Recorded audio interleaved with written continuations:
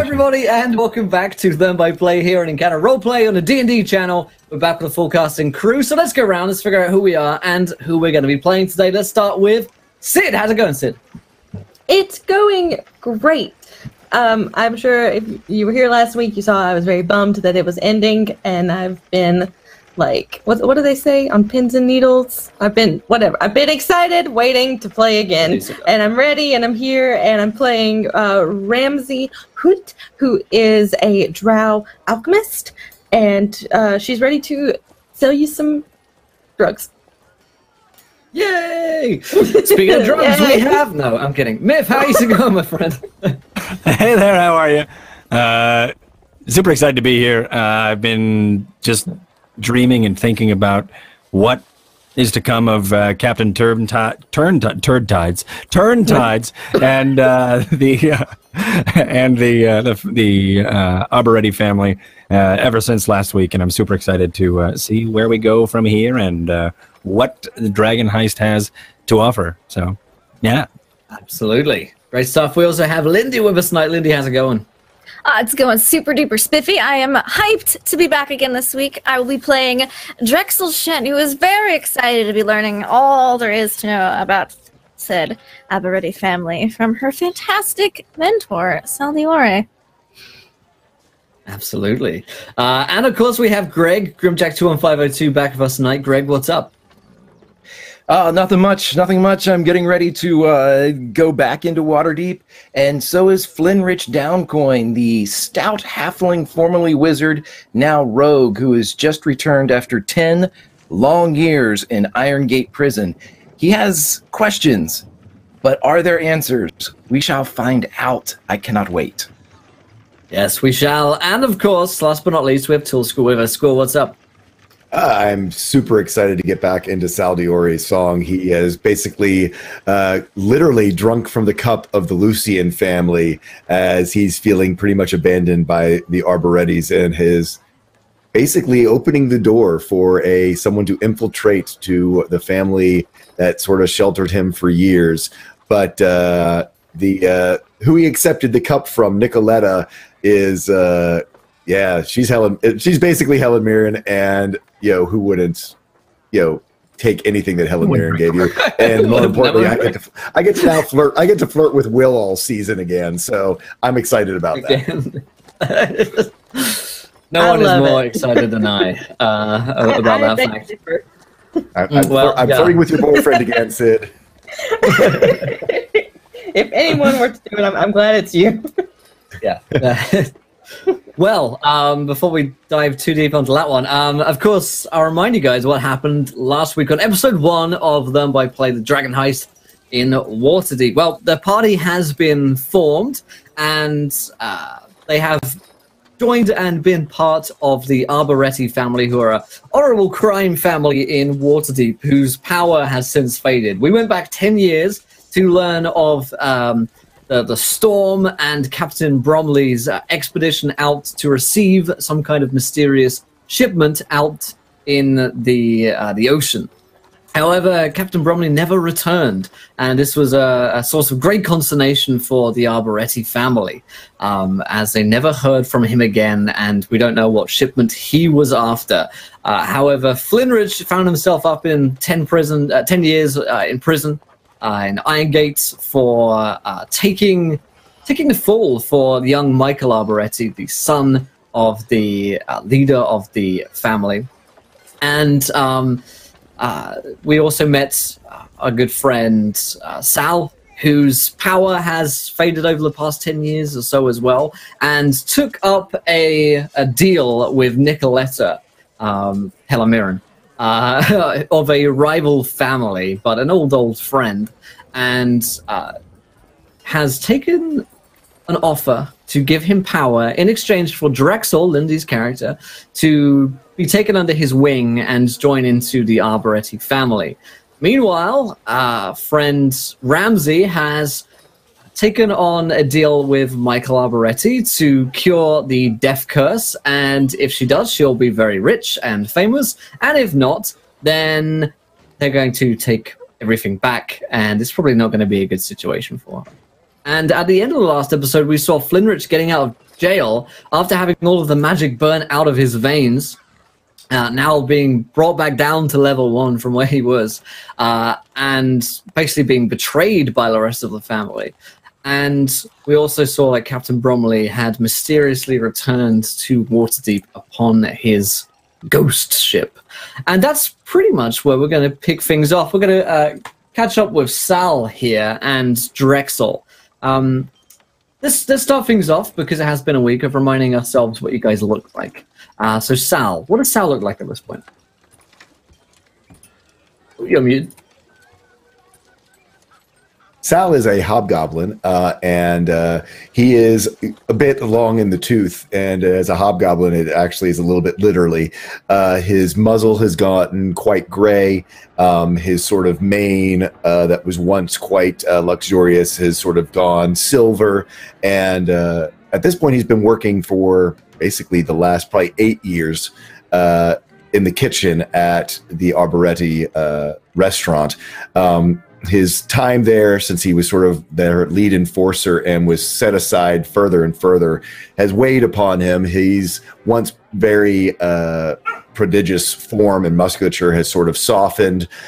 He's still quite large, but he now has a bit of a paunch around the center.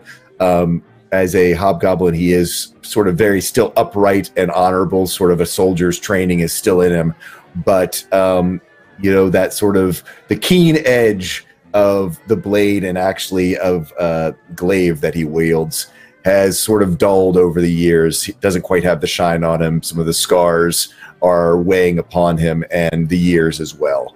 So that's pretty much Sal. Fantastic. And in this little bar, opposite from him is Nicoletta, the slightly older woman as well, around Sal's kind of age. She wears this long Elizabethan dress and kind of fancy embroidered gloves.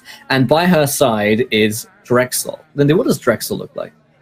Drexel's a little bit taller than your average lady. She's about 5'9", very lean, very slender, but pretty muscled. She's covered with tattoos, her most prominent one being like a chest piece that comes up into a neck piece that has angel wings that's part on either side of her neck. She's pretty pale, and she doesn't get out in the sun a lot. She's got jet black hair, straight and long, but like half of it is shaved into like geometric patterns. Her clothes are pretty neutral grays, blacks, and whites. But she also has like some silvered steel knuckles. She kind of twirls around in her hand. Excellent. Now, Nicoletta has just set up this agreement and shaken on it with Sal to put you under his custody, I suppose, and his tutorship in the Arboretti family. Now, the Lucian family, which you're a part of, they are a rival family, but have no longer at like any kind of hot war. If anything, there's barely even a cold war going on between the two families anymore, because the Arborettis have fallen so much from power that the Lucians don't really see them as trouble anymore, and are more dealing with other gangs in the city and the guard force than anything else. How is Drexel feeling about this being kind of thrust upon her by Nicoletta? She's not entirely sure how she feels about it yet, because she's kind of been the family outcast for quite some time now. So she kind of sees this as like, hey, an opportunity. Maybe I can finally do some stuff and have some fun. But at the same time, it's like, are they really kicking me out? Is this just an excuse to kick me out? So she's kind of apprehensive, but a little excited. Right. So Nicoletta will smile thinly and say, well, if Finrich is returning, then perhaps it's best that you begin now. Sal raises an eyebrow at her, trying to see what Nicoletta has planned. She's clearly keen for you to speak with Flinrich, and to learn what happened with that shipment, especially if Bromley is returning. But you also note that there is some discomfort with her around Drexel, confirming maybe the rumors that you've heard that Drexel is something of a family outcast. Okay. So I look at her and go, well, let's us get to work then. Do you have a plan for how to integrate Drexel into the family, or should I just bring her in with my own reasons? I figured that it would be best if you would handle all of that. Very good, then. Yes, we can come up with many a reason, I believe, that the Sure. family might need her. I'm flexible. I'll leave her with you then. It's been great to catch up with you, Sal. She kind of like extends a hand for you to kiss it. Oh, and Sal does, and sort of gives her eyes. In fact, all this time, probably keeping his eyes more on Nicoletta than even on Drexel. But now, sort of called to duty. So, shall we? Looking to Drexel. But of course, let's go. Yes. So we leave Nicoletta probably there, still sipping on her wine or whatever. And, Yeah, Drexel walks out of the bar pretty quickly. Like, all right, I'm good to go. Okay, bye. Basically, so I think Sal sort of gives a look back at Nicoletta again of, so what have you saddled me with? And follows out quickly behind Drexel. So, catching her attention. What do you have to offer? well, I'm pretty good in the fist fight. Pretty quiet. Sneak in and out of places. What do you need me to be good at?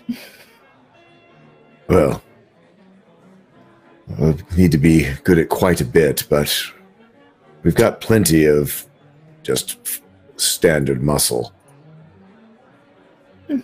Sort of looks her up and down with her tattoos and stuff.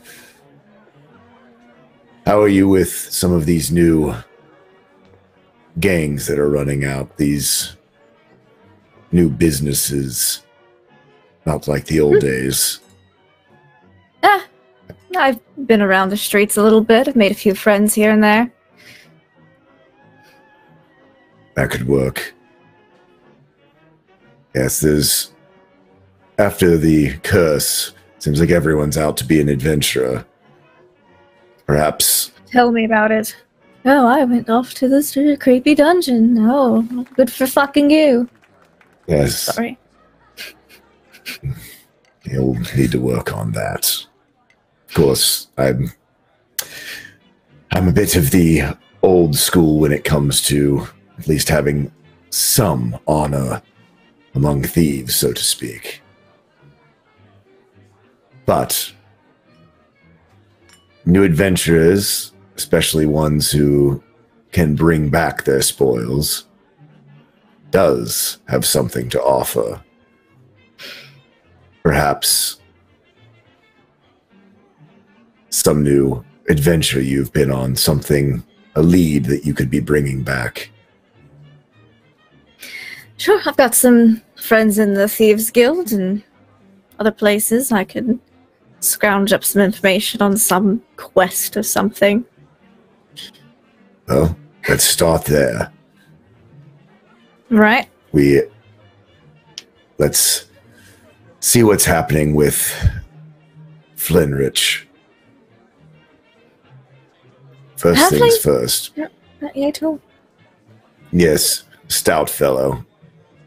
Apparently he had his magic burned out of them. My contacts in the prison dried up long ago. Do you have any insight to the prison? I know the Lucians have often... I've been in and out of there a few times. Got this one in prison. I also got this one in prison. She's just pointing to like a couple tattoos. Interesting. So, perhaps that could be our way in. Can the Lucians please get you in the front door? Oh, yeah, easy. That's not difficult. Well, maybe we'll start there. Will, have we heard whether Flinrich has already been released, or is he about to be released? Yeah, you're pretty sure this is a release day. This is Ocean's 11 and you're Brad Pitt right now. Okay, so we can go sort of meet him. So have you bumped into Flinrich? I met this dude in prison named Flinrich. He was like he wasn't very Oh no, he's stout, wider than he is tall. Well, maybe we're talking about a different Flinrich, but he gave me this tattoo right here. Ooh. I'm not sure if I would recognize that it might be a spell, because I don't know any of that stuff. Well, you can pretty roll like an Arcana check. Yeah, let me roll an Arcana check to see if I recognize that it might be magical. I helped him bash some guys. More rolls. Don't roll them.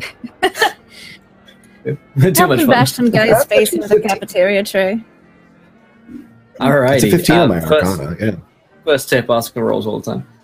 Yes. 15. You can probably identify that as being a Flinrich spell tattoo. Sure. Maybe we are talking about the same one.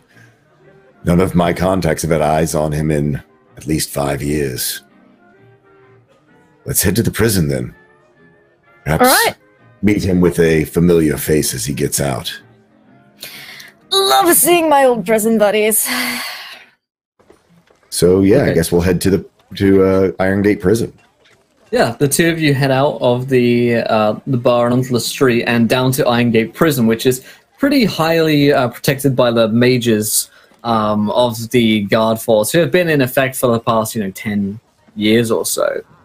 You've definitely heard of the Asimar prison warden by the name of Carolyn, and her reputation as being a staunch defender of justice and with a particular hatred for any kind of crime. She's one of the untouchables in the sense that she just can't be corrupted by any of the families. Many of them have tried to find any kind of dirt on her or give her any amounts of money to give them some leeway, but yeah, there's Carolyn. She's been bad news for the past 10 years or so, and she doesn't look like she's going anywhere anytime soon.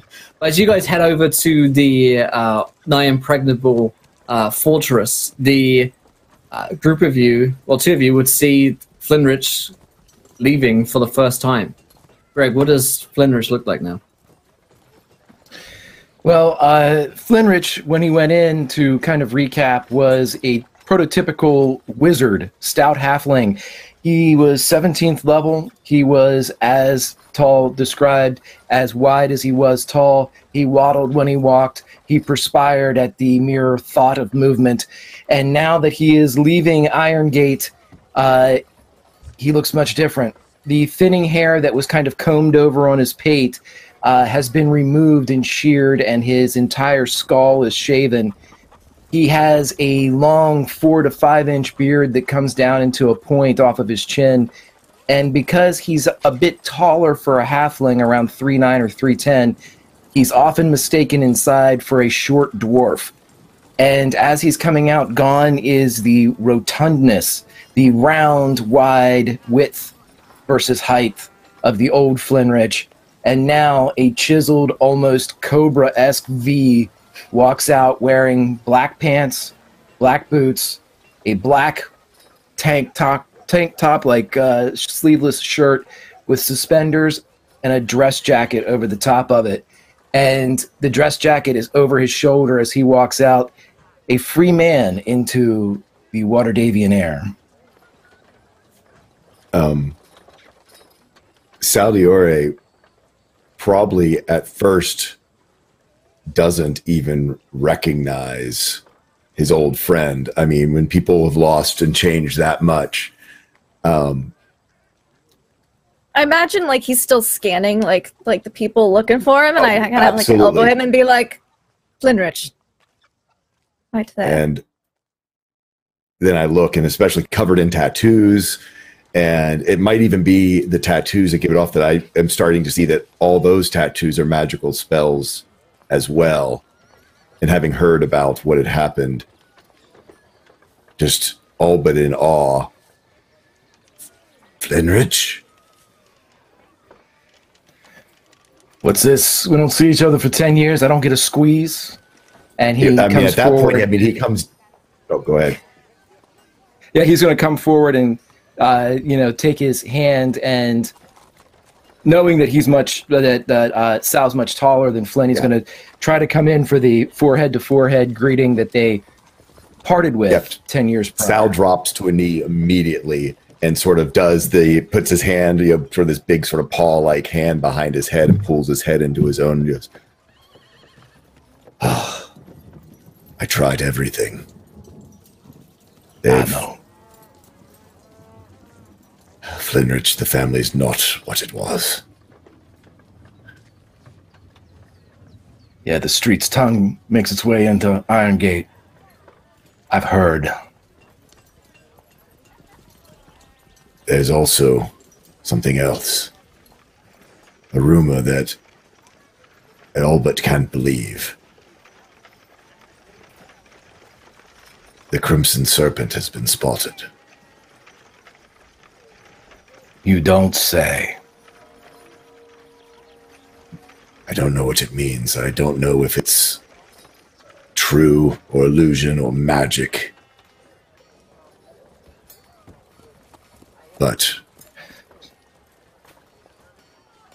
I didn't even find out.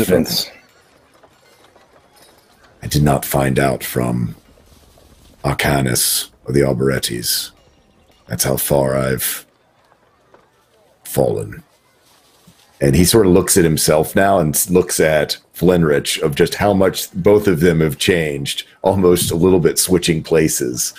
And sort of stands back up and goes, "This is Drexel. Perhaps you've met." So He'll go over and do a similar greeting, but this time he grabs the forearm kind of high, almost like a Viking shake. And where's the placement of the tattoo he gave you? it's on her forearm. He will, as he's pulling his hand back, he will touch it, and as his forefinger and middle finger drag across it, he will say, "Friendship." It's a good one. Hey, best thinker in the place. Good to see you out.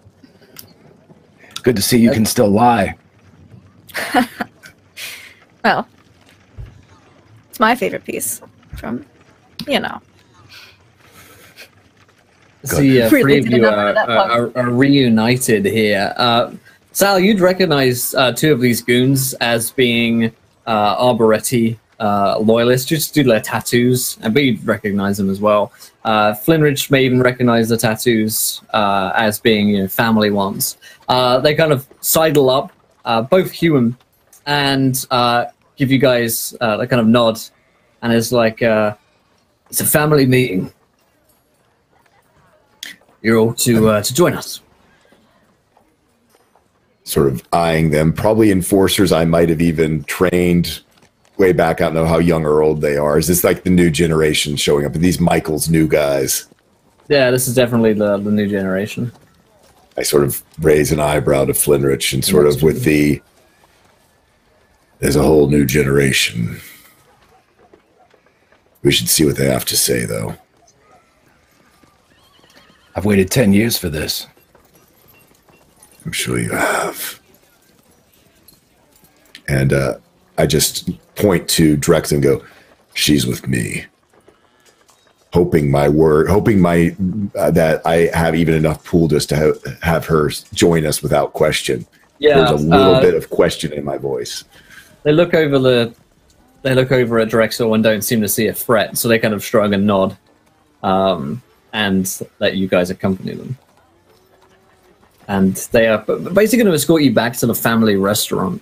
But before we get to that scene, we're going to go over to our good friend, Captain Bromley. Captain, you have found yourself upon the Crimson Serpent. You're not sure exactly how you got here, but you did know that you just dropped something. And you find yourself kind of waking up on board the deck of the ship and around you, you hear the sounds of the docks. You have people working and walking, and the smells of the sea all around you. And as you look up, you find yourself aboard the Crimson Serpent back in Waterdeep with next to no recollection of how you got here. Okay. Through the eyes of Turntide's Bromley, we see as he looks through the porthole and sees Waterdeep. He also scans the mountains or beyond Waterdeep, and as he does, he kind of in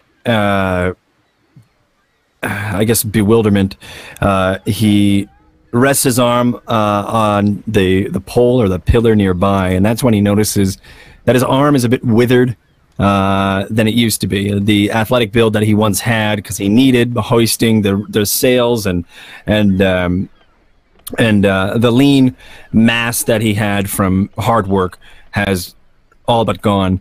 And he also notices that there's like a blue hue-ish to his skin tone, and that's when he starts to question what has actually happened. He looks down and sees tattered robes, or tattered. His once frilly shirt is now tattered.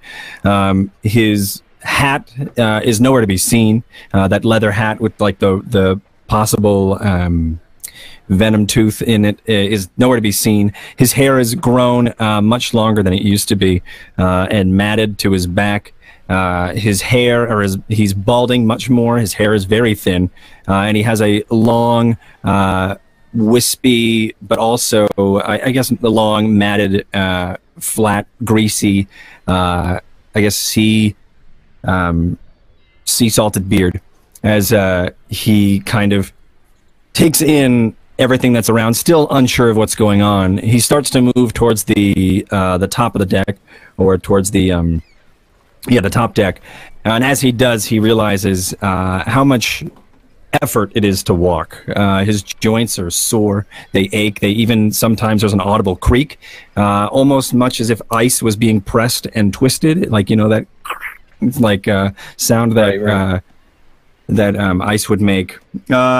Or even like a frozen tree branch, things like that would creak in the wind. As he slowly starts to figure out what movement is, and starts to will himself to the top deck, where he's still very confused. He calls out to Bennett several times, and calls out to his crew, and I guess he's more astonished and more confused than he is surprised he's back at Waterdeep. There's this a sense of loss and a sense of confusion, which he's never felt before. He's usually very on top of everything and always is a couple steps ahead of every maneuver or anything that's thrown at him, but he was never expecting whatever has happened to him. And also not really, and the only thing he remembers is a message spell, and that's it. He reaches to his back, probably remembering the message spell and the scroll case. The scroll case is still there. There's probably a scroll left of message, and also his flintlock pistol is still in the holster right next to the he keeps them both in the small of his back, in like a custom-made leather-bound harness. But as far as his long coat, his hat, those are all gone. He's got a tattered shirt with like a pistol harness or vest, with the map case, and then that's pretty much it. He doesn't have shoes, and he has maybe some old rusted rings over the time, and maybe some of the rust has even stained his fingers as well. But that's him, as he is still confused about what happened. It's probably some time that you trying to figure out exactly what happened. After maybe a couple of minutes of being around on the deck, you see a dragonborn come along, who is a slightly older one, looks like a bit of a sea dog himself, and is wearing this long kind of jacket. It's like, "You got a permit to be here, laddie?" I'm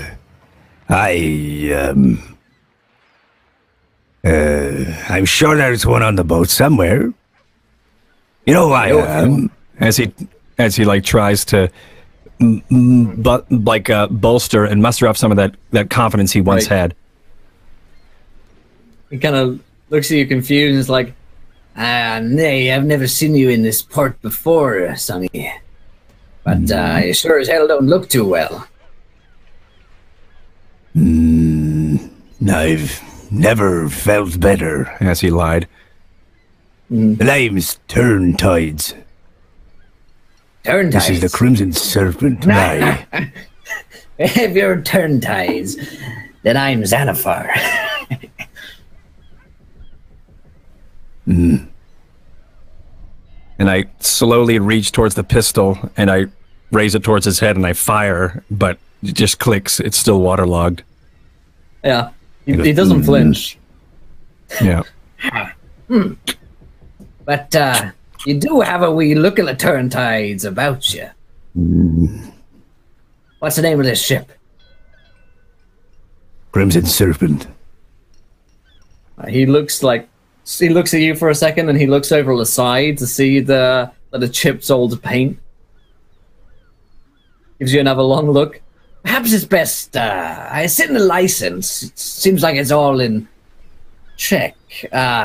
Captain Turntides. He probably made his way into the captain's quarter as he's just still kind of exhausted, leaning over the side of the ship as he's probably inspected the license and the paperwork and the VIN number. You need a guide in Waterdeep, Captain. If you're coming in here without a crew, you may need maybe even a first mate. I'm not quite. I've got a crew. They're all out there. They're there. I'll find them. I don't think I need a guide for. Is the old sea dog still there? As he points to probably an old bar. Right. Aye, that is. But you know, Captain, if you're Turntide, no one's seen you here for 10 years. Something of a legend. What do you mean? Well, what you on about? Captain, you never returned from that voyage. The gangs, they still speak about it round here. The shipment, the message, it's a legend. Some of us still remember it. Right. As things start to fly back at him. Right. Oh, the shipment. Aye. Is there a restaurant near here? What would they sell what was it? Linguine. Right? Perhaps. Fettuccine. I think I know of the one you speak of, Captain. Would you like me to take you there? Yeah, I would. It's been 10 years without the blessings of the beautiful bounty and boon of that fair meal. As he's still trying to whip up his old charismatic words. Right. Yeah. His charm as he's trying to figure it out again. He half-heartedly yars you, and bids at you. Bids that you follow him. He introduces himself as Jackson, and Jackson's a fairly good guide through the city. He takes you to the Arboretti restaurant, where at this time, Ramsey, you have also been summoned from wherever you are working. You've been summoned here for a family meeting. And so it's around this time that Ramsey, Sal, and Flinrich and Drexel arrive together. And you're basically coming in from two sides of the same street. You'll spot Captain Bromley. Now, for Sal and Flinrich, this is the first time you've seen him in 10 years. For the rest of you, you don't know who this person is. He walks like an old man, creaking. Do we recognize him with the changes? I mean, is his facial structure still, or is it pretty much the same equivalent of the changes that me and Flinrich have gone through? Probably the similar to the changes. It's so recognizable, but it's not until you have a full interaction where you're like, oh shit, that's him. Yeah. It's he looks like he doesn't have the same silhouette he once had. He doesn't have his hat. He doesn't have his coat. You see the harness that he always used to wear is exposed. He doesn't have the like that harness with the map case and the pistol on his back are probably recognizable. Everything else is probably a little bit hard. Yeah, Saldiori probably would spot the pistol before anything, just having been an enforcer, always looking for weapons first and knowing that it was sort of your signature piece. And knowing, having heard the rumor that you're around, his mind actually is still pretty good. In fact, he's gained a lot of wisdom as he's lost a lot of strength. So Saldiori kind of hits, sort of nudges Flinrich on the shoulder and goes, "Is that him? It must be, yes." Dear God, what's happened? I don't know. Flinrich is going to start closing the distance rapidly between he and Brom, and he's got his hands up like this as he's coming forward, and he says, Brom, it's me, Flinrich. You remember me? Hey, Brom. He keeps closing on Brom. You're not Flinrich. No, you're not Flinrich. Flinrich is round. And they never looked like you. What do you get out of it? Stop making jokes like that. It's pot and kettle, Brom. Pot and kettle. So, what are you going to take to convince you here? There's Sal over there. Step back. Yeah, by this point, Sal's probably walked up behind Flinrich. It's us. Good.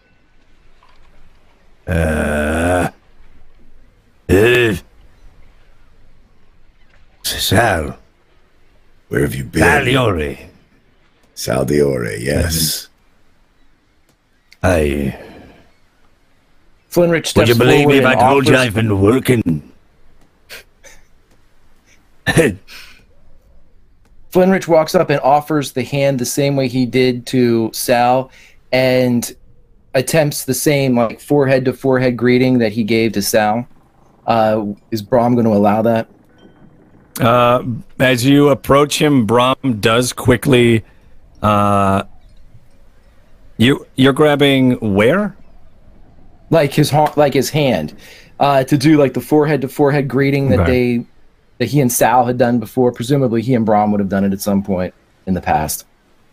Sure. When you go to do the greeting, when your hands touch, it's a pretty low body temperature. Nothing too out of the ordinary, considering maybe he's been just cold.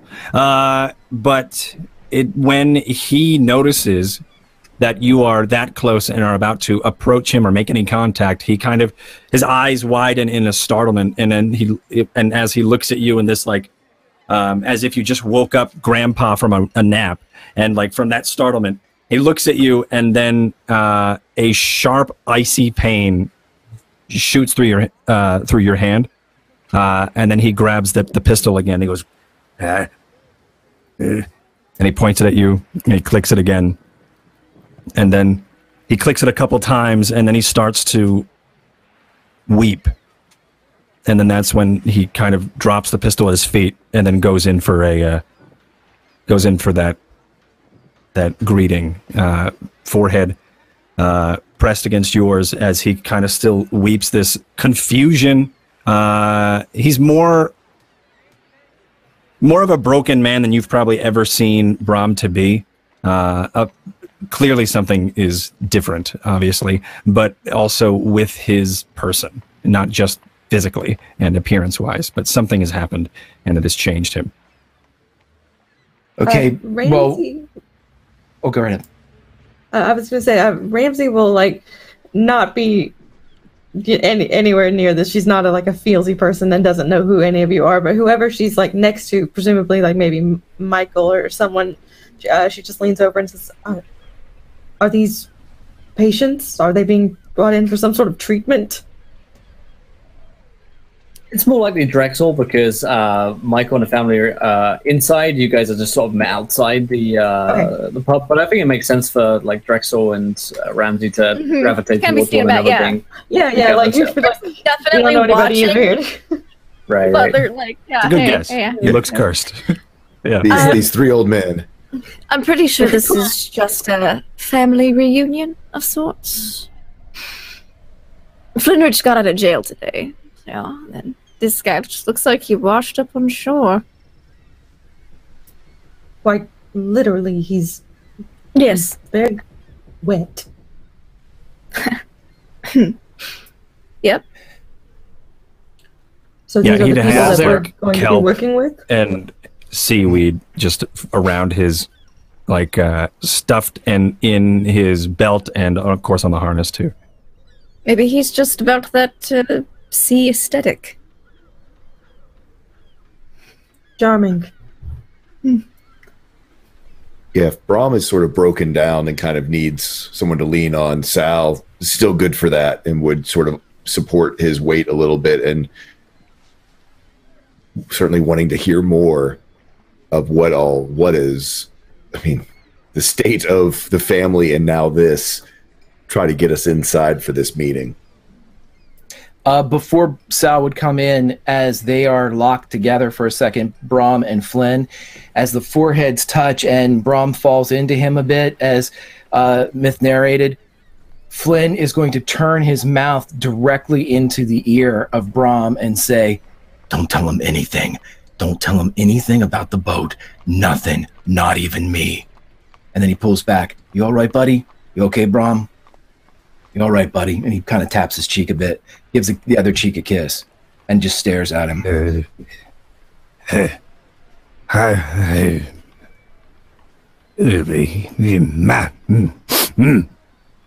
So what's happening here? What's changed?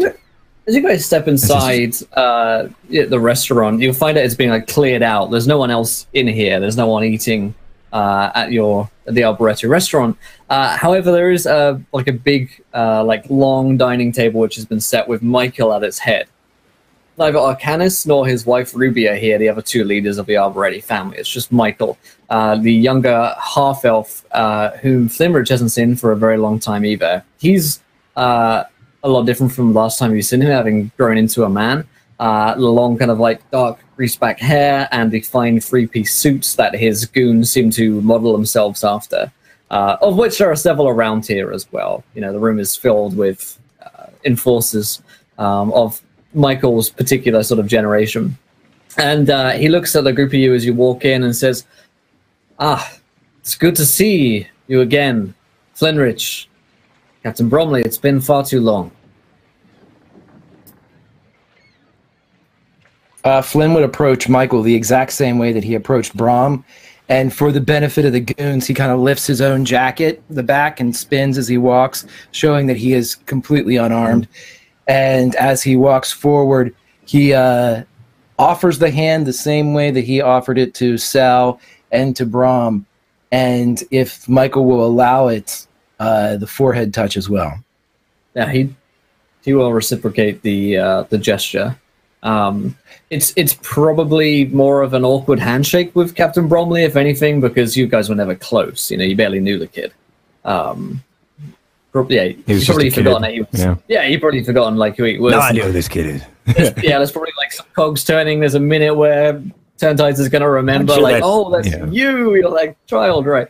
Right. Yeah, so he reciprocates the gesture and says, "Please, everyone, be seated. Let us eat together as a family again."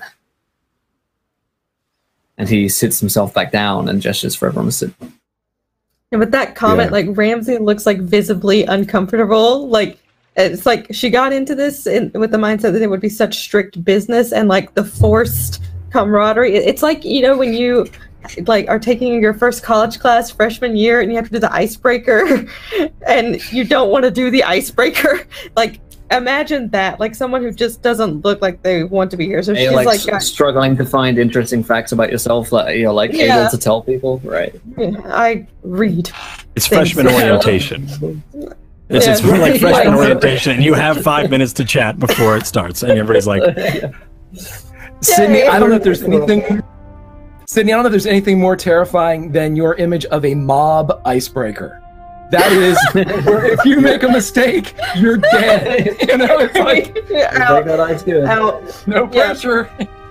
Yeah, so like she's very uncomfortable and like sits down with strict posture and looks around and is absolutely not going to speak unless spoken to, and feels very awkward that no one is introducing anyone, and it's just like this weird tension. She's just like fettuccine is served for the whole group, and Captain Bromley, as you sit down in your creaky old bones, this like revitalizes you somewhat. This is like memory, you know, when you have like comfort food and it just tastes like home and you're taken back for a moment. Like, you know, this is kind of a bizarre thing for you, I'd imagining right now, where it's like, I did this before, like 10 years ago, but now that's now, and the fettuccine hasn't changed. Still very confused. He does still, like, he does probably sit back for a bit and take a deep breath and have to wipe his eye again, and which is like, Brom's never shown emotion before, so that's also like what a baby.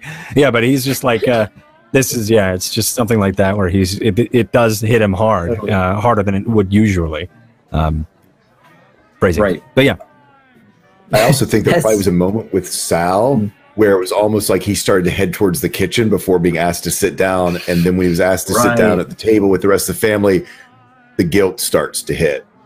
That starts to sit in, and and then he's now, I mean, literally the physical presence of his deal, he now has to somehow get Drexel through this. Right. Yeah. Yes. Drexel's gonna try to sit between Saldiore and Flinrich if she can, just like in between those two. Yeah, for a minute you don't think that Michael's going to bring it up, and then as you're served food and like pleasantries are exchanged, he shoots his cool eyes over towards Drexel and says, "I see we have someone new with us.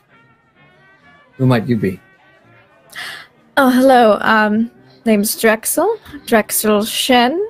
I've done a bit of time with Flinrich in prison, but Saldiore's, teaching me some things. He says real great things about this place.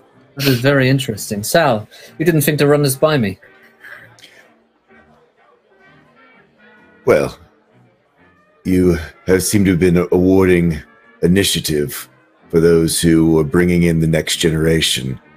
I spotted her working out in the alleys. She's good, perhaps one of the best I've seen. And as many of us, he sort of looks around at, these three old men, and, his young enforcers. And I go, bring a bit diversity to your crew. I still have a bit of an eye if I don't have the strength myself anymore. He kind of nods appreciatively, like, you get the sense that maybe he respects that you've seen that in him, and that you value youth as well. And he says, perhaps you can teach an old dog new tricks then. Very good, Sal. Make sure you train her well. And he bristles a little bit at that, and he goes, "It just takes a while sometimes," and sort of gets very uncharacteristically obedient. He looks back to Flinrich.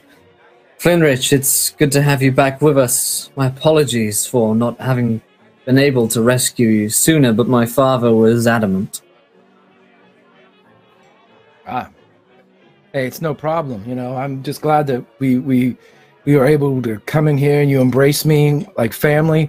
I have to admit, Mike, when I walked in here and I saw you clear the place out, I thought I wasn't going to be walking back out. But family. It's all under the bridge. Exactly. It's the excellent thing about family. We can forgive and forget and move on together. Captain Bromley, Certainly. on the matter of forgetting, I did you forget to check in with us 10 years ago? Where have you been? On the contrary, I think I did check in. Why don't you ask Flinrich? Flinrich. Did I not send a message? It's the only thing I remember. Yeah, Mike, you were there. You sent the message. And You then saw what what I saw. happened? Vantites. Where did you go after that?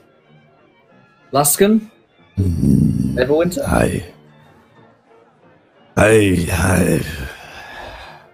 I don't recall. To be honest with you, Mike, I don't remember. Well, we've Sent the message, searched. I see. and that's all. We've searched your ship and the shipment wasn't upon it, so presumably that was lost too?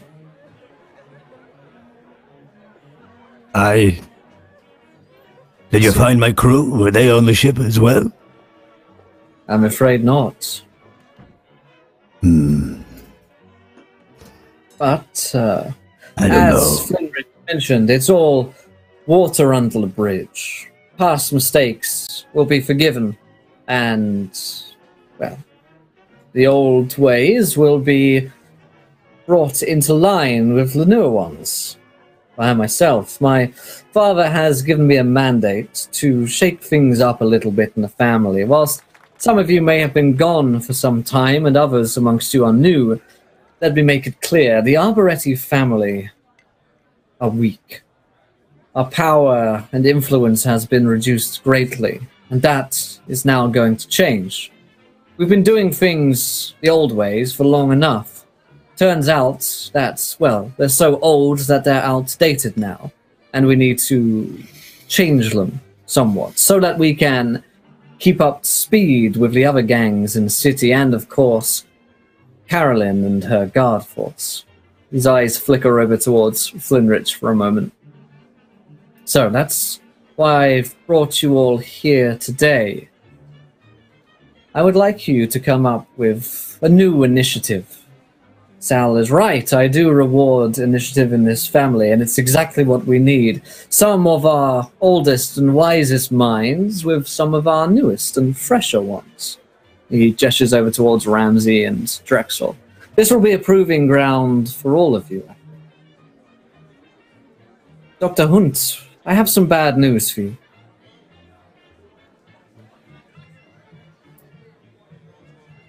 What is it? Is it the fact that this family has much more power than you led me to believe when I joined? Well, I suppose that is some bad news for you, but no, the real bad news is that my scouts have reported that the death curse has been cured. What? Reports are just starting to flood in today. It should be all around the city like wildfire or like a disease. Yes. How? What doctor was able to do that? I have contacts within the Harpers who have relayed a message that in Choltz there has been an artifact which was destroyed, which was creating this curse. Some heroes and adventurers and the like have, seen to its destruction, and with it, our people are now cured, which on the one hand is very good news for all of us, but on the other hand is very bad news for you.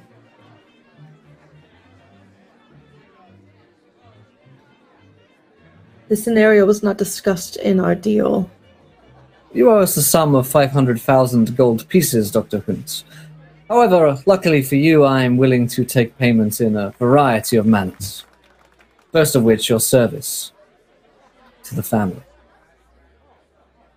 but I didn't not uphold my end of the deal. It's only been 1 week. I had 6 months. I'm afraid this changes things very swiftly. I could give you another 3 months to finish everything, but there would be no point. My initial investment has been wasted upon you. I don't see how this is my problem. Well, I think it's only fair that we reclaim on our investments, so you will be assisting us in this endeavor. Do you understand? She looks so mad that she could spit, and she just like swallows and says, "Yes." Very good. I knew you'd say that. So, namely, we will be using Dr. Hunt's talents and abilities in a different field. Rather than curing this curse, we're going to create some new medicines for Waterdeep and its citizens. I have a couple of ideas, but I rather think that Dr. Hunt's own talents and abilities will be of more use than my own. After all, it is her field of expertise.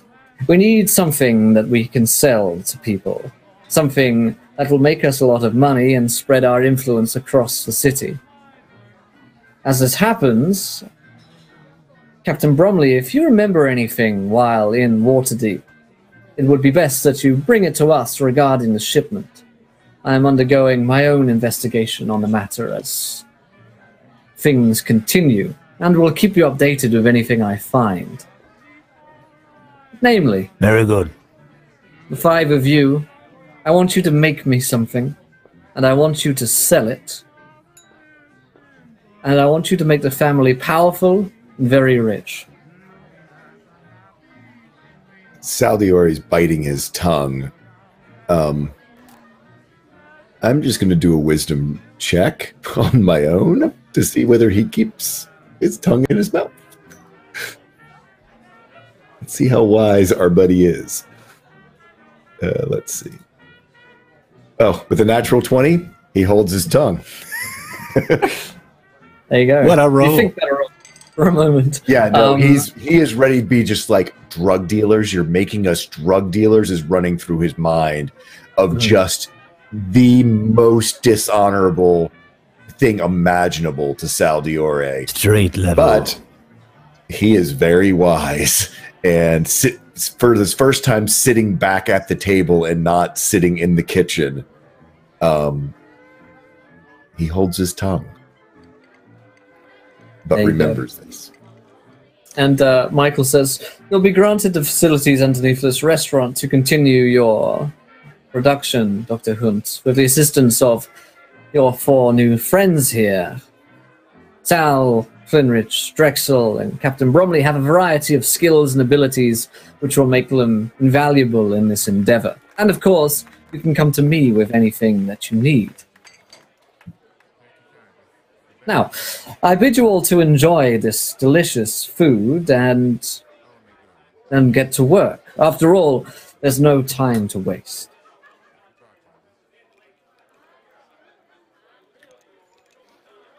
He kind of sets to drinking and eating the rest of his food. He kind of picks at it.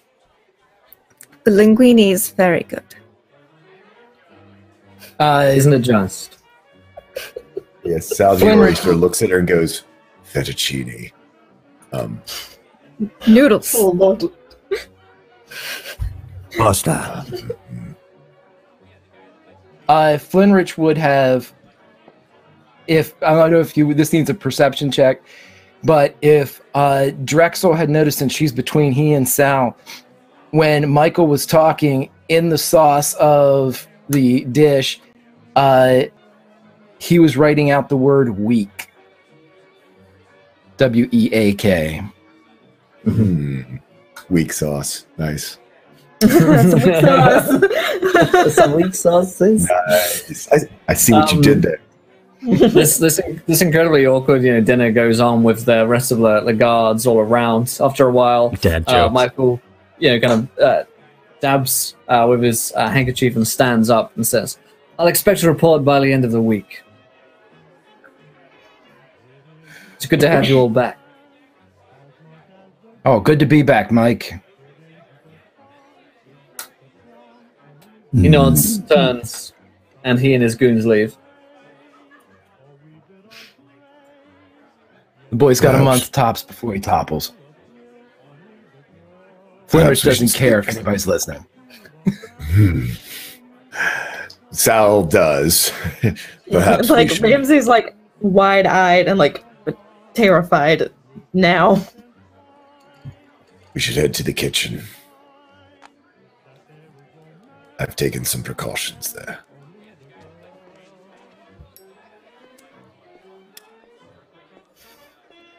And Sal sort of walks to the kitchen.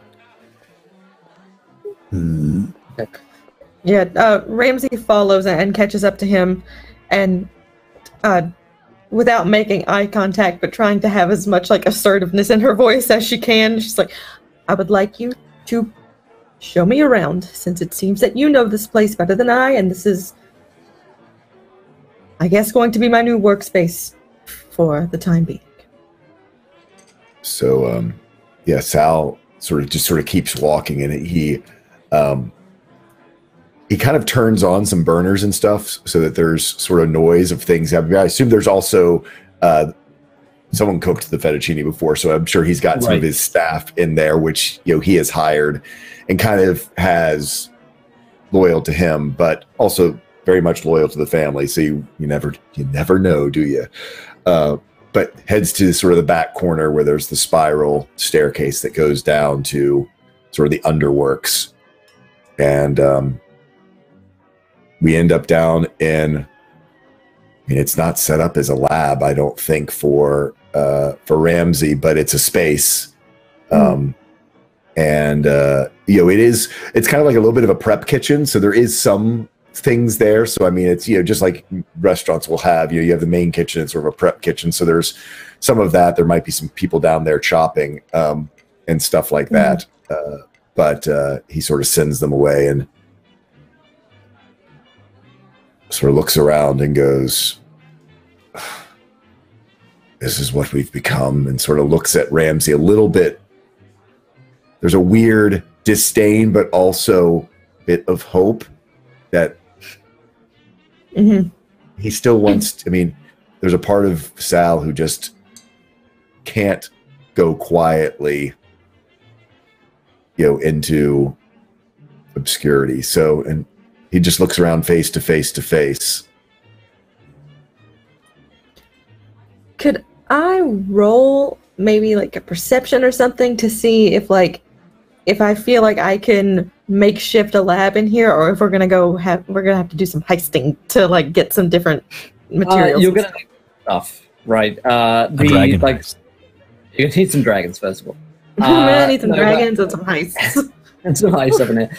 You're definitely gonna need some equipment, but the space is good enough, right? Like Sal can definitely clear out a big enough space for you to make a drug lab. Make a meth lab? Is that what you wanted to say? A meth lab? Make a meth lab? A meth lab. Yeah, you can make a meth lab. It's pretty. You don't need too much. I can't wait for the marketing meeting for when we get to name our drug. Right. The super pill. Yeah, you guys are... Dude, we know what it's called. It's called there. the Nat 20. Oh my god. Oh my god. That's it. This is just, we call it critical hit. One hit of this. Yeah, one hit of that, the critical hit. Like That's that. nice. That is Let's just jump meta. right to the marketing. Screw the heist. Okay, yeah, I'm done. I'm done with this game. I'm here for a pitch meeting. I was Okay. offered an episode of The Apprentice, and it's the closest I got. So let's make it work. Yeah, so okay. So Ramsey looks around and does a complete survey of the room, in complete silence, and you hear every step she takes, you hear the heels clicking and this sort of ominous echo going around as she's observing, and pulls out a notepad and is writing things down. And then Flinrich after will join her. Okay. Yeah, so she like looks down at you following her and like tries to act like she doesn't notice you, but then after a while she's like, is there something you need? Pardon me. I don't mean to intrude. I know that you were working, so I've gotten used to remaining quiet. But and he says this loud enough for everybody to hear. This whole family's going to be gone weeks tops. If he's throwing away money off, and no offense, something like this, anything that you need, Doctor, double what the bill is. We're going to need some cash when this all goes down. If it's 10 gold pieces, make it 20. Pocket the other 10. Put it to work somewhere else. The kid's sinking. Michael.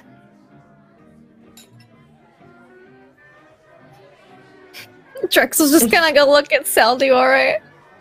Yeah, Sal is kind of like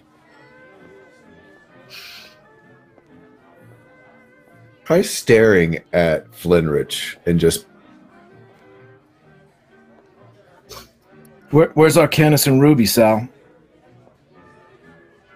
Where are Arcanus? I mean, have they like disappeared, or are they just not Well, present? they haven't disappeared. It's like, you know where their offices are. They just don't have offices at the restaurant. It is perhaps unusual that a family meeting was called without them, but apparently Michael has their like mandate. Yeah. Arcanus has been turning over daily operations to Michael.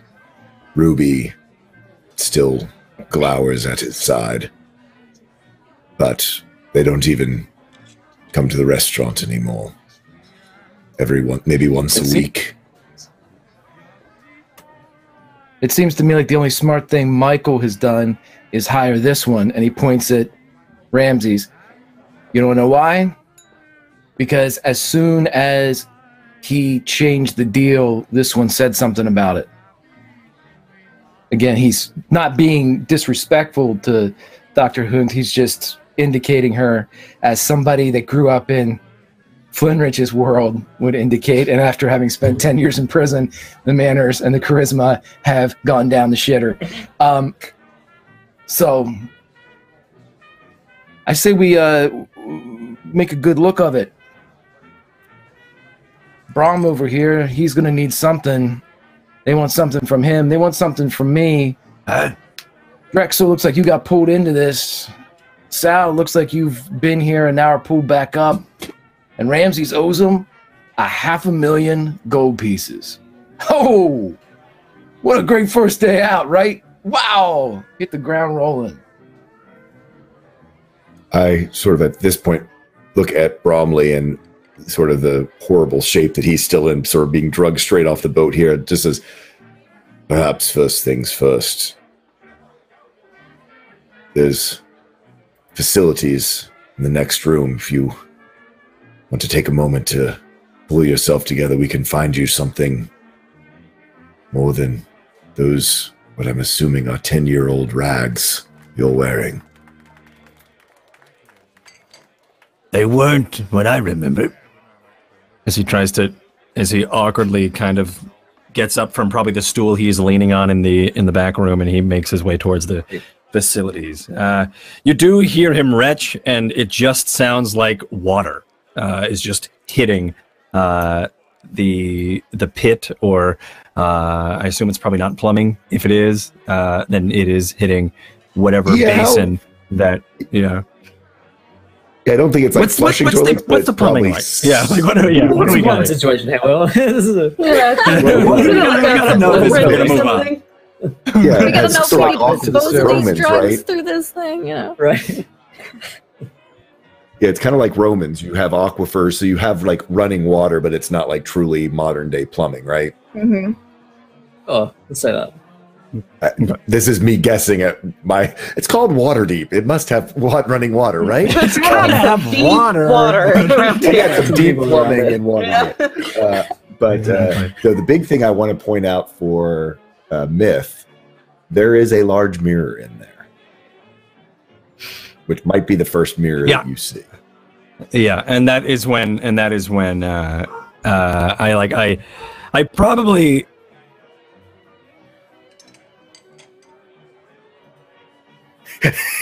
He probably the dog is barking. So he does probably look in the mirror, glances at it, looks back, and that's probably the shock of horror of what he's seen and who he is now, and that is probably what causes him to throw up. So, and like I said, he turns, and it's almost as if somebody is just heaving buckets into, like I said, any basin or whatever makeshift toilet is in back there. But you guys hear it through the very thin wall or door, I should say. That's probably not even like a full door. It's probably like half. It's like a stall door attached to the. But yeah, and that's what you hear. And he comes out moments later, and he still looks not as great as he once did, and kind of makes his way back towards the stool, wipes his mouth, and he goes, You all right? I look and feel like shit. I'm gonna wanna get something else. Can I like roll and he kind of a like gestures towards medicine- his linens. Yeah, can I like roll a medicine check Go or ahead. something to see if I can like help him a little bit? Sure. Okay, let me do that. That's... Okay. It's /die, right? It sure is. Yes.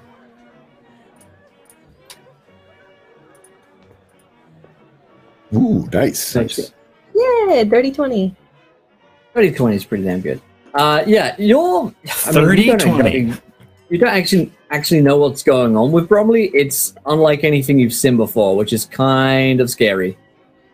Yeah, I think, but she does know, like, at a very basic level, that he's obviously like waterlogged. Like he's got like water in his ears and his nose But and his signs lungs. of is, like- dehydration.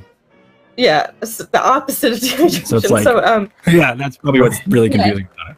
Yeah, if there's like a way that like she can come over and like like feel his like lymph nodes and things like that, and Yeah. maybe give him some sort of medicine or herb or concoction that she has on her alchemy belt to alleviate that strain. Have some Tylenol. You'll feel better. You could definitely on a basic level give him some kind of like pain relief. Yes, that will help. yeah, and she like leans in and like with like a hint of a joke, like in the tone of her voice, says, "Don't throw up in my lab again." Sorry, miss.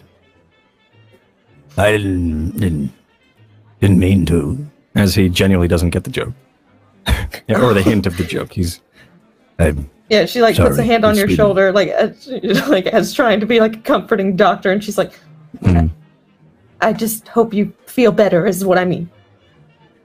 And he like puts his withered hand, cold, to the touch on the top of your hand, and he kind of like brings his eyes to yours as if he's trying to be charming, but just looks like the male equivalent to a sea witch, as he's just kind of like, and just trying to get any sort of charm and can't. It's just like, oh God.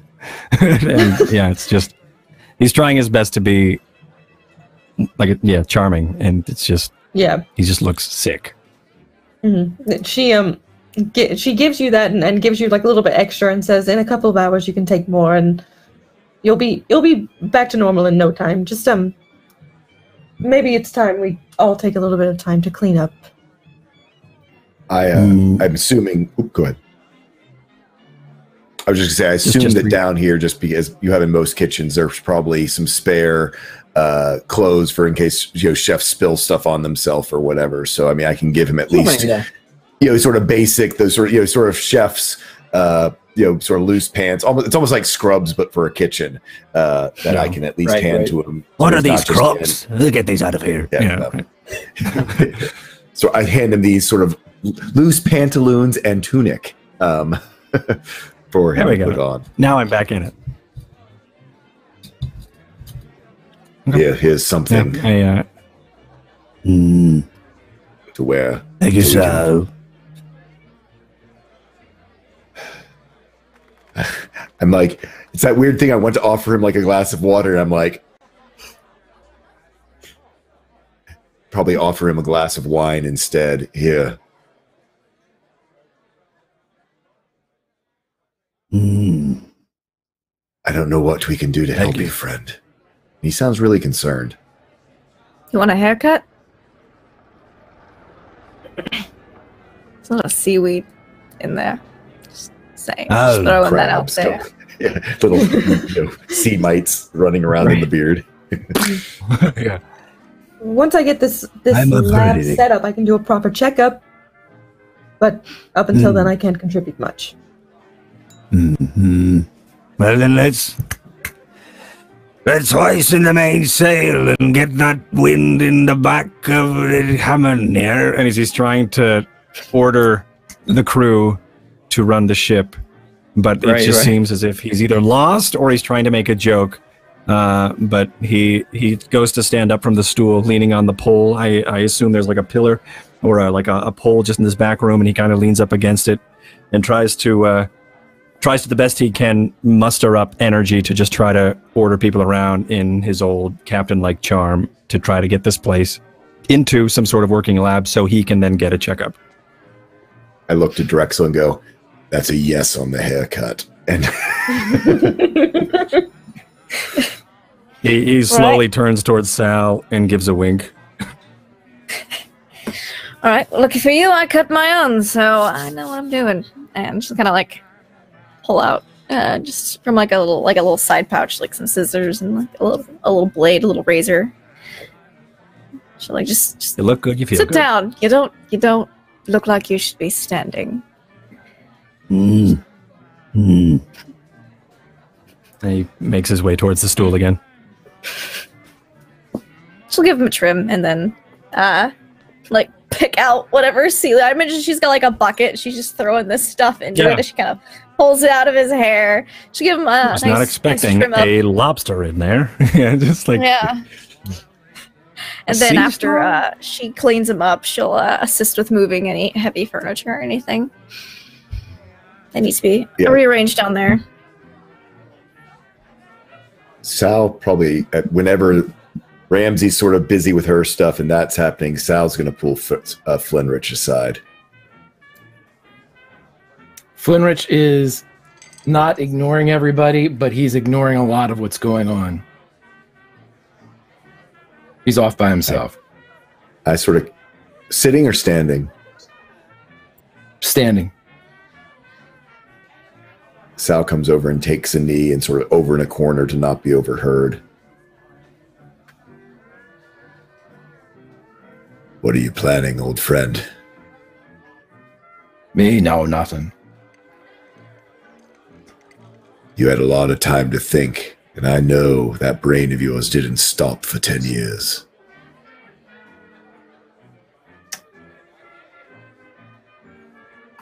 Yeah, but no matter what plans you have for 10 years, my friend, whenever you come back and all of a sudden Brom arrives on the same day, any plan I had has to be altered. So the doc's got a good idea. If he's going to set her up with a lab to do whatever it is he wants to do, I will assist in any way that I can. What would you do, me, my friend? Stop shitting me, Flynn. I look in his eyes, and this is Sal projecting somewhat, but goes, "You want the shipment. There's no way you let that go. I didn't let it go, and I didn't give a damn. I just want paid, Sal. Oh, but you're not talking about gold, are you? Am I now? I look at him, I look at his body, I look at the changes in him and goes, that's a whole lot of payment that you're getting ready for right there. 10 years worth. And then he looks at him, and if he'll let him, he pulls his head into his, goes, how can I help? Get out of my way. A little bit of a smack. Yeah, well, yeah, what's the he tone squeezes of that? him. It's get out of my way with the implication of and stand at my side, not get out of my way. I don't need you. Okay, because Sal's been very much felt.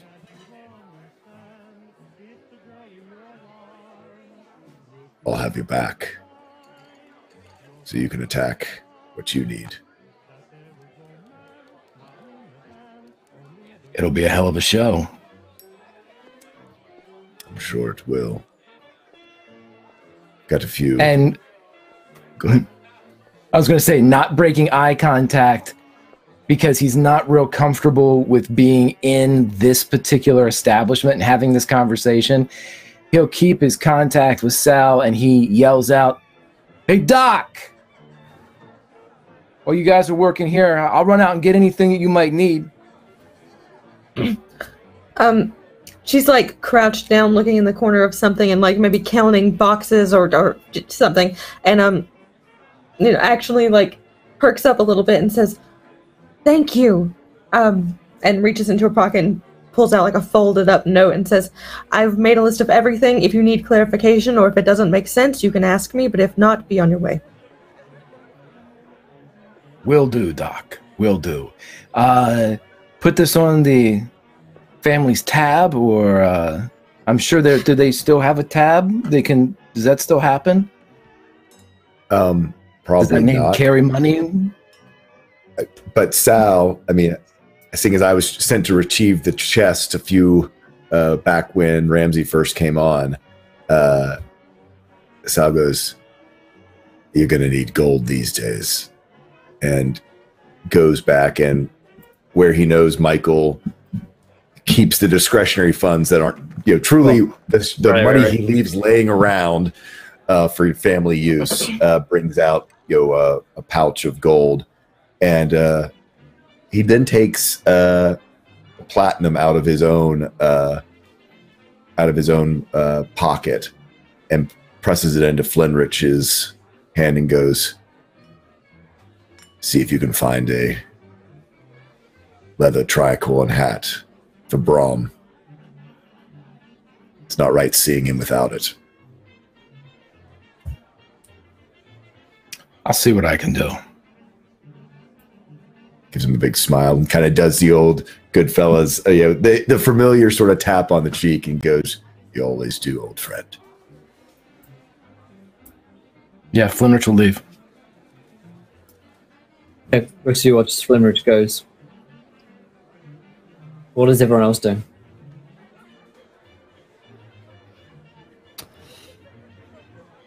Ramsey is probably still not interacting that much, so yeah, go ahead. Yeah, I imagine Drexel at this point has finished with the nice haircut. He's all trimmed up, shaved, looking good. She's done what she can. Like, she didn't wash his hair or anything, but she's combed through it. Maybe she's run a little oil through it just to get some of the grease and dirt out. And then approached Sal and been like, "So, what are all the entrances, exits, emergency escapes of this place? I feel like that might be something good to know." Yeah, it's probably time for us to assess what your talents really are. Oh, sure. Great. Yeah, let's do that. Yeah, definitely. I give her a quick tour there. Of course, I'm assuming out of the Arboretti basement, there is more than one exit. Probably quite a few.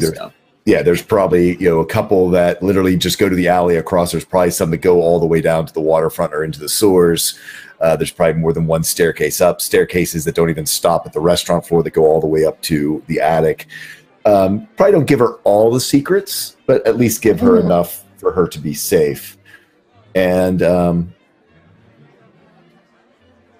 at one point, sort of as we arrive, say probably up in the attic, Sal turns at her and throws a punch at her to see if she reacts. Yeah, she'll react. She'll try to block Let's get it. some rolls going. Get All some right. PvP. Yeah. Roll So now. Rolling. this is just going to be. I think it's just going to be it's a strength check, right, for unarmed attack for me. I know it's different for you. Yeah, that makes it's sense. just a 20 plus my strength. Mm-hmm. Perfect. I'll dodge. I rolled I rolled a 5. Oh wow, yeah. I do the little sidestep. Where I'm like, Yeah, Right. I was gonna say. I mean, we can sort of do this. You retaliate. That was my. yeah. I think she's What gonna does do it. Drexel do? I feel like she's been on guard like this time. You know, Sure. he said, "Oh yeah, let's see what you're capable of." She's like, "Great, fantastic." I think she would try to redirect his flow because obviously he's got a punch. She's gonna try to redirect it and kind of maybe like smack him like on the pull his arm forward as he punches, and then just kind of maybe just smack him on the shoulder a bit as he walks by. So I guess that'll be an unarmed attack back. Yeah, with all your fun monk modifiers. Yeah. Oh. Yeah. Fantasy grounds froze. There we go. Gun fu happens. Yeah. So on a 12, I mean, this is early in the fight, and since he sort of started it, I think he might have been ready for it a little bit. Yeah. I was gonna say, as a monk, don't you get to have a second one? Oh, I do. That's true. I have my bonus action. Yeah, You have your bonus actions. actions. Yeah, I know. Strike, I know right? how to monk. This is. At level 1, wowie. I don't even know that. Oh my god. Yeah. We suck. It is just First level fight. Level one. Sal actually looks at her questioningly because either Nicoletta has screwed him of who is this, this person that theoretically was going to be able to, he could pass off in the family, doing this, or in his worst fear and heart of hearts, this kid is pulling her punches, and because he's an old guy and is not doing this, so he's going to go back, and he's trying, and that's the thing, he's angry and trying hard, and totally whiffs it. Just sidestep again today, God. and then she'll try to do it. She'll try to hit him back at least once. Please, I need to see some better rolls. There we go. 16 actually does hit. Okay, let's see what the second punch. Would be. Please. Yeah, no. I think she'd hit with the first one, maybe across the jaw a little bit, and then she'd maybe pull the pulls it second again. one. Yeah. Right. And She saw that it connected maybe your face, did that. She's gonna yeah. Right, Yeah. right. And then Sal sort of looks at her again at this second pulling the punch, and he sort of stops and kind of goes, well, sort of bows to her and goes, since he, after making the one connection, and sort of is like, my lady, and sort of bows to her, as trying sort of to doing like this, as though he's being gracious and trying to be polite, as sort of this first little sparring thing has gone to her. Does she bow back? Drexel's initially gonna kind of look behind, glance over her shoulder to make sure he's not talking to somebody else. As he says, "My lady," she'll be like, "What? Oh, me," and then she's kind of be like, awkward bow back. When she's bowing, he sucker punches her. Can I get advantage? Absolutely. It's my And with favorite a 7, he still misses. Son of a bitch. Oh, that's so embarrassing. Oh no, that's the worst. And she still dodges out of the way, and Sal Diore, Imagine as you try to sucker punch her, maybe her dodge is more of a flinch, she's yeah. Right. and he just looks at her. He was, because he wanted to hit her. He wanted to hit her hard, and just says, don't pull your punches, because no one else is going to look at you as a woman in a fight, and you stop looking at me like an old man. All right. Sure thing. That's not what I saw you as, but sure. All right. He knows she's lying. As the fight goes down, let's cut over towards Flinrich. Flinrich, where are you headed?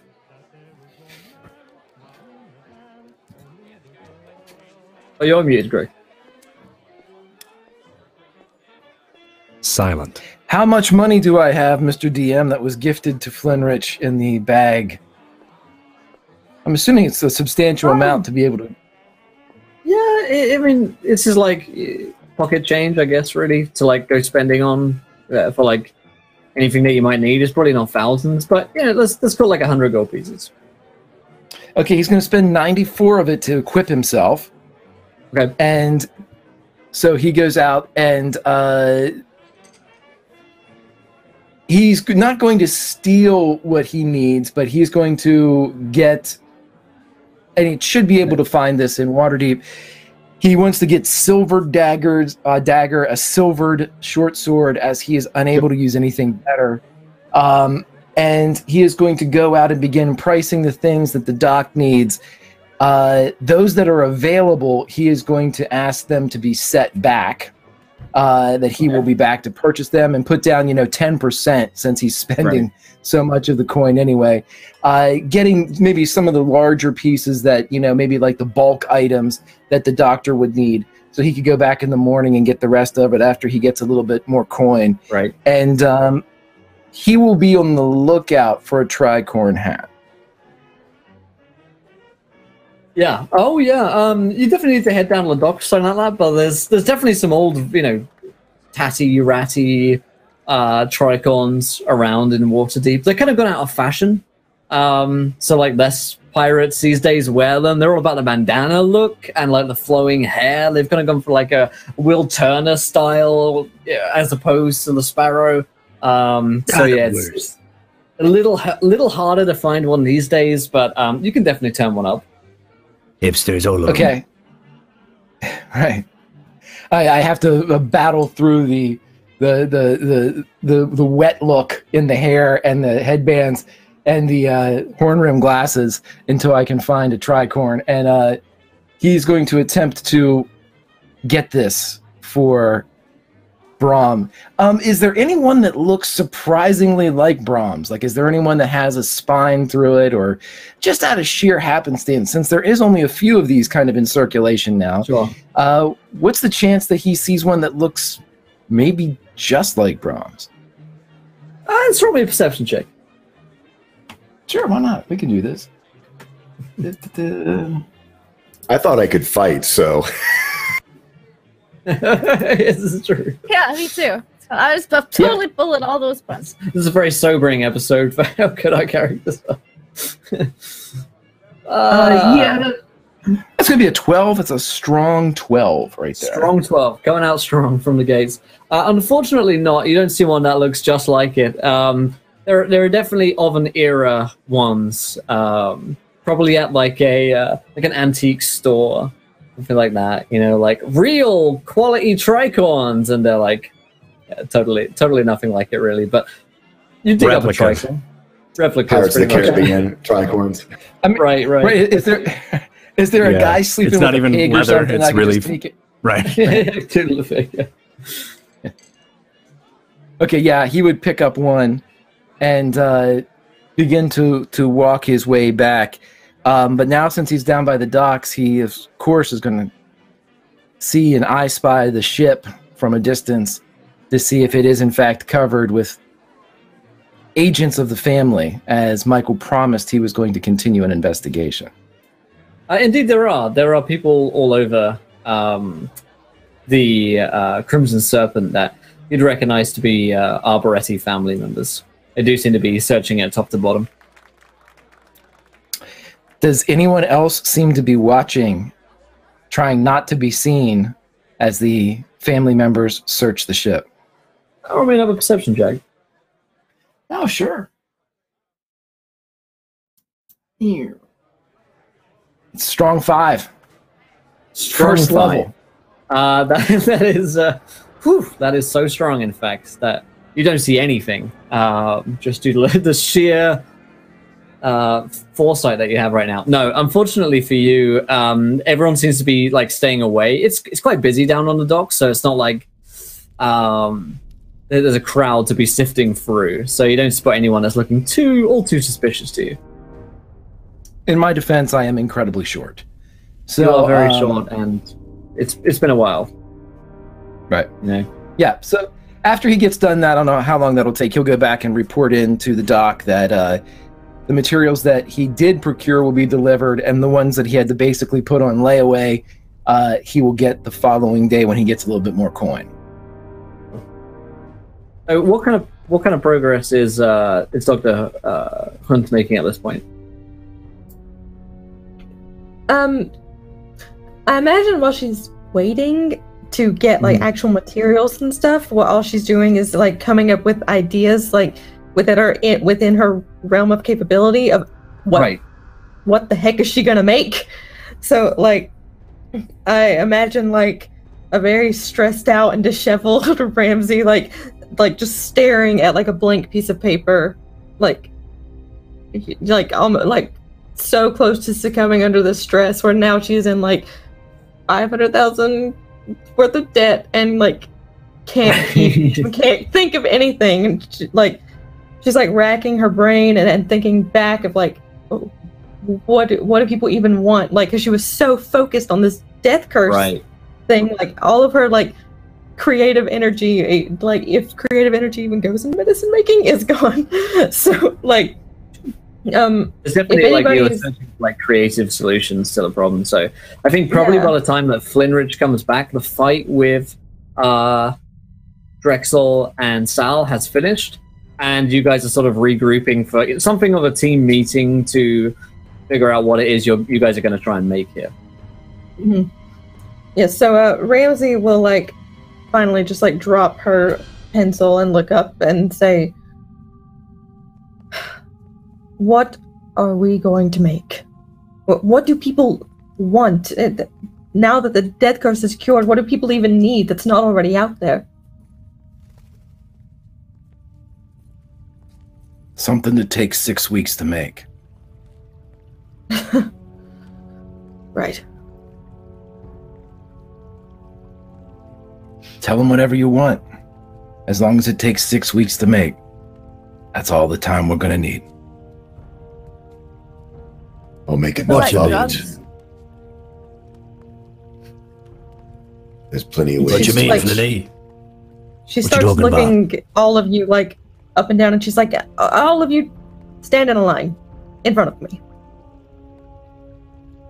Flinrich immediately goes to the left, realizing that he's the shortest. If you want, like the staggered short to tallest, so he just And she's like looking at all like of the you. usual suspects. Mm-hmm. And like holding, this is a makeup brush, but for right now it's a pencil. So she's like holding it and like thinking, and she's like looking at Flinrich, like she's basically assessing all of your problems and thinking if she can fix them. She's like, we could have something that maybe makes you taller, but I don't know if I can make that something. And she's like looking at turntides, and it's like something that dehydrates that. Alcohol and already exists. And she's like looking at Drexel, and she's like, tattoo. I raise my glass of wine. Remove. And she's like looking at your face. She's like, no, we love tattoos. We don't want that. And now she's like making eye contact Never mind. with Sal, and is like, Sal, how old are you? He is now like 58. And like you see the wheels turning, and she's like looking up and tapping. She's like, Drexel pretends to be surprised, like, well, Yeah, when you're standing next to him, he just shoots you a look. And she's like, I just never would have thought. So What if we could change that? Sal Agree. looks there. There's a little bit of worry in Sal, knowing what he's just done, as he looks at her, and he was like, "What are you speaking of?"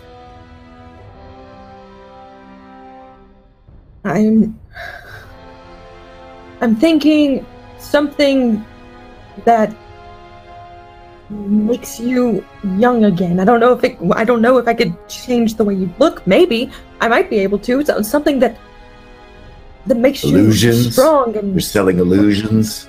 no. Something that really works. Something that makes you the hero that everybody's been trying to be. something It to makes make you stronger, faster. smarter, harder, faster, better, stronger. That's exactly what I was thinking. Sexy ladies Our and work is stronger. never over. But yeah, she's like, what if we can make something that makes people a hero? Heroes She's like just gauging save all the your world. faces. Yes, Sal chimed in. Heroes just saved the world. Ruined yours, but saved everyone else. Pointing back at Ramsey. Yes, thank you for the reminder. But let's take that. Let's take the legend of these heroes that stopped the death curse, and we use it. Like, who wants to be just like them? Who wants to be the next group of legends? We can make you a do that. legend. Didn't a lot of Oh, people die trying to stop that thing? Are we in like a hero shortage right now? Well, yeah.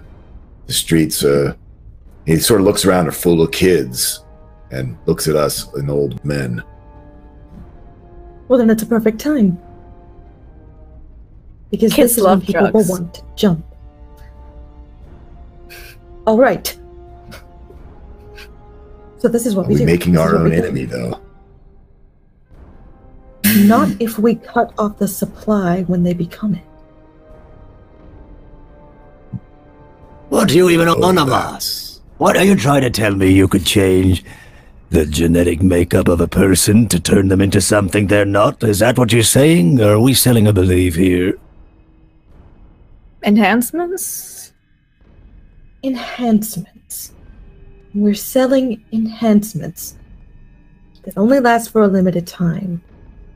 And if you want to stay that way, you have to keep coming back.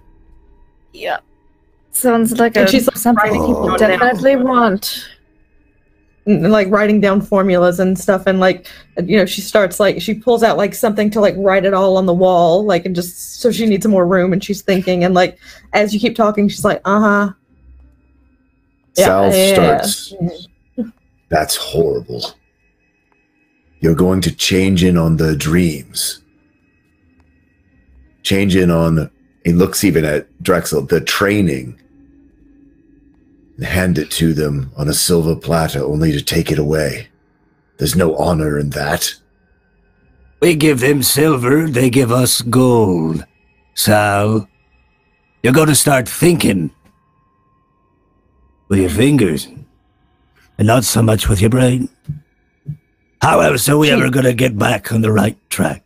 I've been out 10 years, but I tell you, the taste of gold still runs through on my tongue.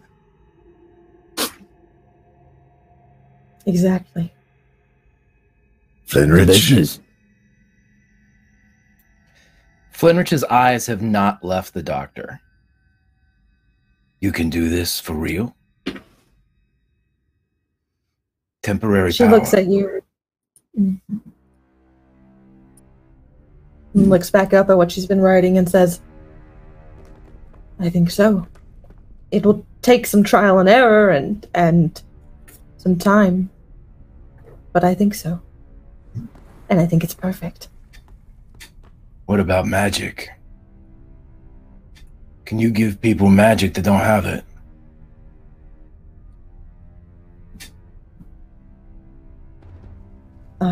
I've never tried. Maybe. I doubt it. I'll take maybe. She looks confused, but doesn't pry anymore. She's not really here to make a personal connection. And she looks over and sees Sal's grimace and is like, do you have anything more to add? Sal, sort of seeing that the other four are on board with this and haunted a bit by his own guilt of what he's just done, just sort of purses his lips and kind of shakes his head no, that he hasn't nothing more to add.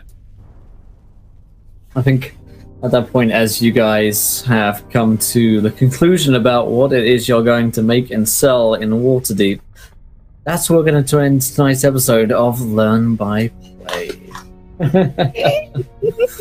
I'm afraid so, because I didn't even realize it was even close to time. Blew by. I didn't even yeah, know. it always does. So good, so good.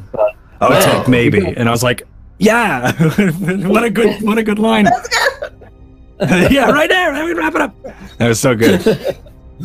Oh man, so many good moments in tonight's session. So many bits of intrigue and testing, and maybe some bonding in there somewhere as well. I don't know, but man, hopefully you guys in chat had enjoyed tonight's episode. If you did, let us know. And of course, you can follow us on twitch.tv/encounter roleplay for more. And here every week, every 1 p.m. Eastern, 10 a.m. Pacific time each Thursday. But let's go around the cast and crew. Did we enjoy ourselves? Sid, great episode tonight for Ramsey. What did you think? I had a great time. Like, as I was saying a second ago, I can't believe that the time even went by. Like, I seriously feel like we just started, and I am just so excited. I am having so much fun with this story and this game and this world. I think it's so cool and so different, and I'm loving it. You can find me at Sid_Shields on Twitter, and you can see everything else I'm doing there. Great stuff. And Myth, great episode for Brom tonight. Brom made it back. Brom coming in strong. Not at all. But my God, it was, I really loved it. I can't wait to, I'm in with you, viewers and chat, and anybody else or wherever else you're watching this.